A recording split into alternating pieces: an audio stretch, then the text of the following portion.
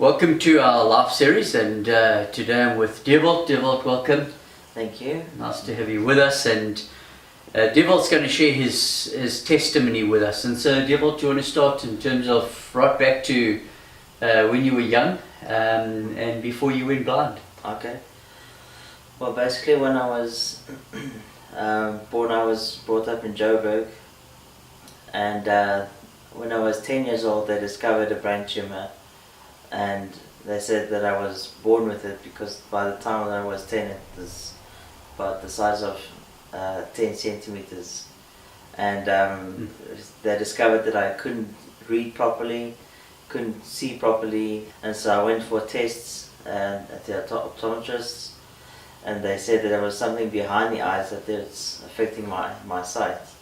And so I went for a bunch of scans, and they discovered the tumor. And so they had to do an operation immediately. So did they remove that tumor? Yes, yeah. So we're actually not sure yet if they had to damage the optic nerves or if they did it by accident. Okay. That's how I lost my eyesight.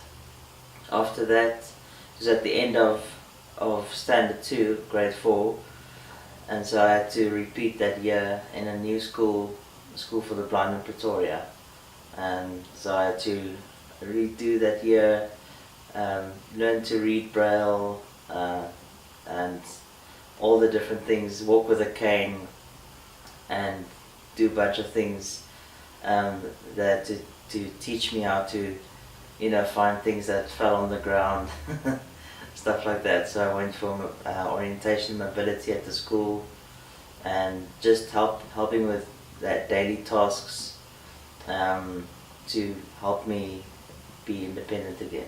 Yeah. So things we just take for granted every day, the little things. Yes. You obviously had a massive learning curve. Yeah. And had to relearn all these things. Yeah, obviously my parents helped me, sort my clothes out. They set my clothes out each day, so they match. And but being a child, I can barely remember going through that process. Yeah. Because children adapt so quickly. That's right. And if you lose one sense, you just have to learn to do things by using another sense, or doing something another way. So yeah. So you then finished school. Okay, and then you went to university. Yeah, I went to this one school, and I joined this one choir, and I discovered piano, and I just realized that I would like to take piano lessons. Yeah. And I think that was probably from the Lord. I don't know. I'm sure. And I went for piano lessons, and my school career was a bit difficult because we moved to Cape Town for 1 year, and then we moved back to Pretoria, and it was back and forth between my mother's house and my dad's house, and my parents being divorced, they were married and everything, and so I took music, and then when I finished school I decided to go and study. Well, I got a bursary because in my matric year I was one of the best a in my school for that year, so I received bursary, so my parents didn't have to pay for my education at the university, which I was grateful for. Yeah. Because they didn't have the money at that stage. Okay. So, yeah. That's God's provision. Yes, for sure. Yeah. My dad wanted me to go study a bunch of subjects: music, theology, psychology, German, a bunch of subjects. Wow. But after the first year, I failed all of it basically, except music. Yeah. So I continued. So that's what you pursued. Yeah. I finished music, my honours degree in music, and then I decided that I wanted to learn to tune and repair pianos, but there was no place in South Africa where I could learn. So because of time restraints, and there were no apprenticeships available, So I found a school in America for the visually impaired to train, and I contacted them and found out the prices, and they said it was about $33,000. So For the year? Yeah, for the whole course. For the whole course, okay. Yeah, $15,000 per year, plus $3,000 for the tools. So I said, yeah, there's no way I'm going to get that money. So I just prayed about it and just looked for another job, like any job.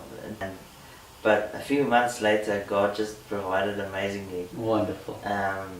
Supplying everything, airplane tickets, accommodation, school fees, everything. Yeah. Wonderful. Yeah. So that was amazing.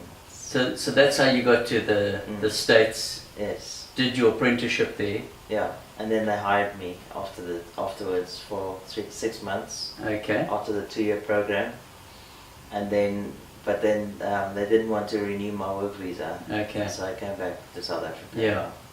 And so coming back, you've now set yourself up in your own business. Yes. You've got your own place to stay. You look after yourself. Yeah. You've got a dog. Trying to anyway. Yeah. Your senile dog. What is her name? Nelly. Nelly, yeah. And so just briefly around that business, how the Lord's opened doors there for you. Go back to Bloemfontein because that's a town that I know. Yeah. And I know a few people there. I know the music community there, where I studied. So anyway, I went back there, and I just went for a few weeks just to see how the market is over there. Yeah. And I saw that there was actually very potential over there. In that, not only Bloemfontein but in the surrounding area as well, because it's nice and central actually. Free State, then Northern Cape, Eastern Cape. Yeah, a lot of towns around there. Yes, and there's only one tuner over there, and he's busy retiring. So I moved there, and it was a big leap of faith. Should I say, just moving there. Sure. And just trying to get clientele. And slowly but surely people just started hearing about me tuning pianos, and they contacted me. I got a driver that drove me around. I need a driver to physically drive me around from place to place, from piano to piano. And then I started broadening out my business to Kimberley, Northern Cape, Eastern Cape, all around. Fantastic. And I'm still busy broadening it out. But so, Dewalt, you gave your life to Christ when you were 16. Yeah. You've got a real passion and desire for the gospel and to share the gospel, and so you have those opportunities, meeting new clients, places you travel, Yes. where you stay. Yeah. You're able to share the gospel with those people. It's mostly sometimes I get the opportunity to speak to them. Other times I just try to do my best in my work and so on. Yeah, but the testimony. Yeah, I try to keep a good testimony and so on. But I hope they can see the light of Christ in me, and just to see But I would like to just start sharing the gospel, shining the light of Jesus wherever I go, and spread the truth. Yeah.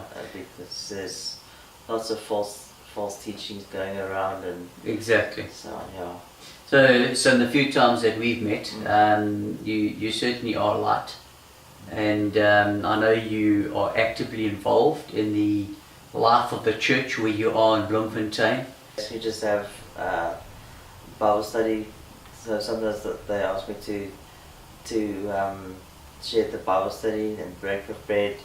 I whenever there's something on my heart to share, share that, be open-hearted about it, just for the Lord to use me wherever I go, wherever I am, Yeah. Fantastic. And obviously they make you play an instrument there. Yes. Yeah. Yes. And then, Dewalt, just lastly, having been blind now for 23 years, obviously it's a very difficult situation, but yet God's grace has been sufficient for you. And so how have you, in your relationship with Christ, finding the grace of God, how's that really just benefited you in bringing you through all that time to where you are today? Yeah, sometimes people come up to me and ask me how I cope on my own and so on, and just they say that I'm a inspiration to them and so on, but I think that just being it's like a question, why can't the Lord heal me and Sure. be over and done with it?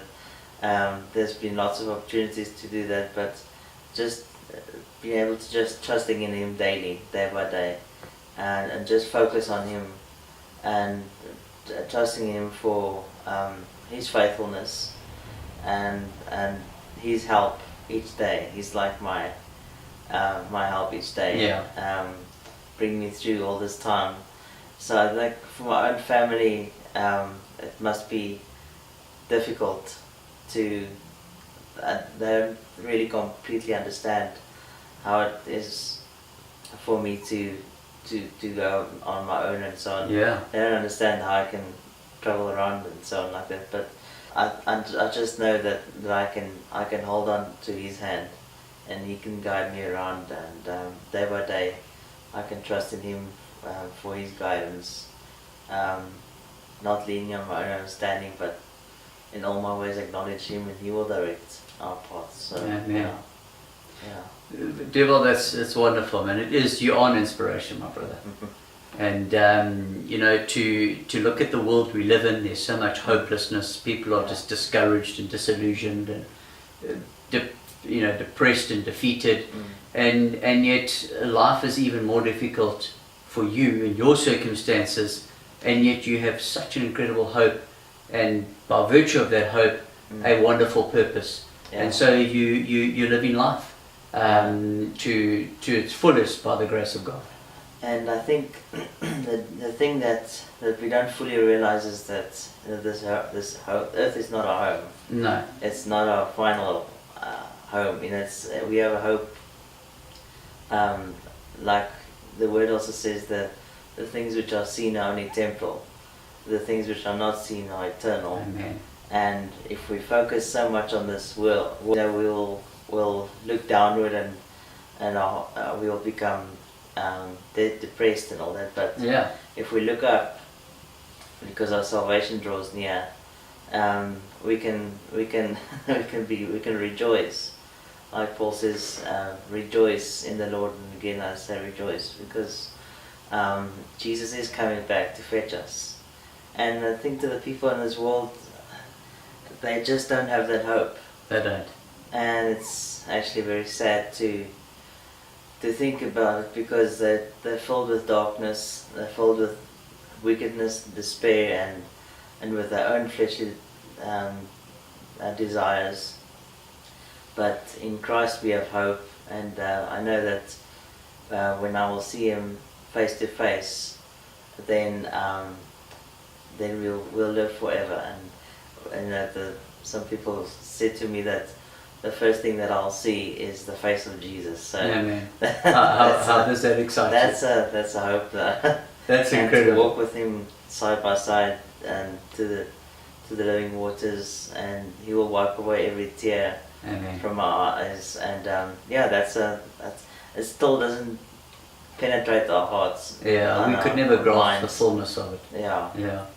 So, Dewalt, thank you so much, man, Yes, for sharing your testimony with us, and we trust that folk would just be inspired by your testimony. That it doesn't matter what you're living with, what condition you find yourself in, there is an incredible hope and purpose to be found in Jesus Christ. And so, Dewalt, thank you so much, my brother, for being with Pleasure. us. Thank you.